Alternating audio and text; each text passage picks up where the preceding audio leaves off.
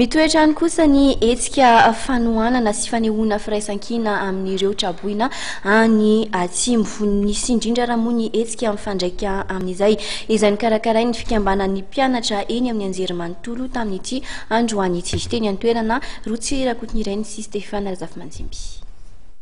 Nototosaina nanomboka androany ny hetsika fanampiana ho an'ireo niarambonana amin'ny faritra atsimon'ny Nosy. Ireo mpianatra eny amin'ny anjerimanontolo araka izany no nanangona izay voatsirambin'ny tanany ho fanampiana ireo havana sy namana izay tsy manana ianteherana ny amin'ny faritra atsimon'ny Nosy. Raha ampitso no hifarana ny hetsika fanampiana izay totosain'ireo mpianatra ka ho atolotra ny birao misahana ny fiatrehana ny loza voajanahary ireo fanampiana izay voangona.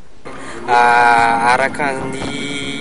lamina izay apetraka eto moa zany mba hisiny mangarahara dia ho ny androany zao vao vita amin'ny efatra zany dia efa mpandrenesana daholo ny mpianatra rehetrarehetra fa hiara-nisa an'izay vola na izay zavatra azo rehetrarehetra androany dia mitohy io raha pitso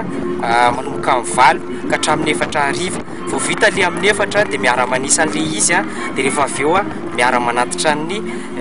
izay zavatra azo rehetrarehetra dia ty amin'ny anjerimanontolo any amin'ny BNCRC zany ny mpianatra rehetrarehetra izay afaka anatitra an'izay dia izay koa zany anisany any an-tanànay koa tompon'andraikitra hoe mba miaraka ny daholo ny mpianatra rehetrarehetra izay afaka mba hiara-anatitra an'izay zavatra nateriny teto amin'ny esplanade mba hisiny mangarahara tanteraka ary manantena koa izay fa izay zavatra voangona teto dia tena hitaka any amin'ny olona izay hiara-ny fahavoazana any amin'ny faritra atsimo.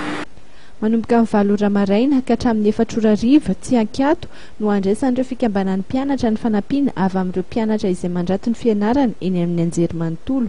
Ankoatry ny vola dia afaka manolotra fanomezana toy ny lamba na ihany koa ny sakafo toy ny vary ireo rehetra mikasa ny an'olon-tanana ho an'ny mponina ny atsimo.